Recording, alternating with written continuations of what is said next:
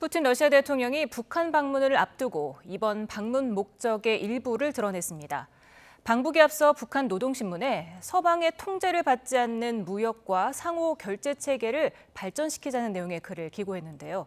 어떤 의미를 담고 있는지 김문경 기자가 보도합니다.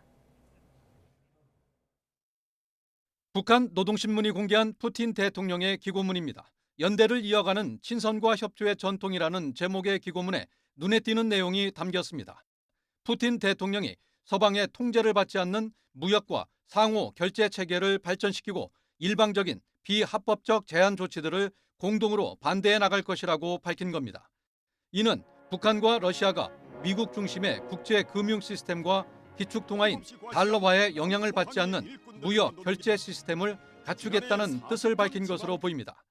하지만 북한의 핵 개발과 탄도미사일 발사에 대한 대북 제재의 경우 러시아도 유엔 안보리에서 찬성했던 만큼 협력의 범위가 제한적일 것이란 분석도 있습니다. 이번 정상회담에서 기고문과 비슷한 결과를 내놓을지는 좀 더 지켜봐야 할 것으로 보입니다. 공통점을 만들어서 중국까지 합쳐서 새로운 어떤 대체하는 그런 체제를 구축하겠다는 의미를 담고 있는데 현실성은 그렇게 크지 않다고 생각합니다. 푸틴 대통령은 또 구체적인 협력 방안에 대한 구상도 밝혔습니다. 유라시아에서 불가분리적인 안전구조 건설, 인도주의적 협조, 상호 관광과 체육 교류 활성화 등도 계획하고 있다고 강조했습니다. 특히 불가분리, 즉 절대 분리할 수 없는 안전구조는 군사 협력 관계를 지칭하는 것으로 보입니다.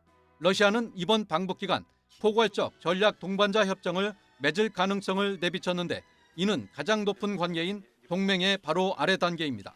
북한은 푸틴 대통령의 방북에 대해 새로운 높은 관계로 발전시킨다며 기대를 나타냈지만 우리와의 관계도 고려하는 러시아를 상대로 경제난 타개 등 실질적인 조치로 이어질지는 미지수입니다. YTN 김문경입니다.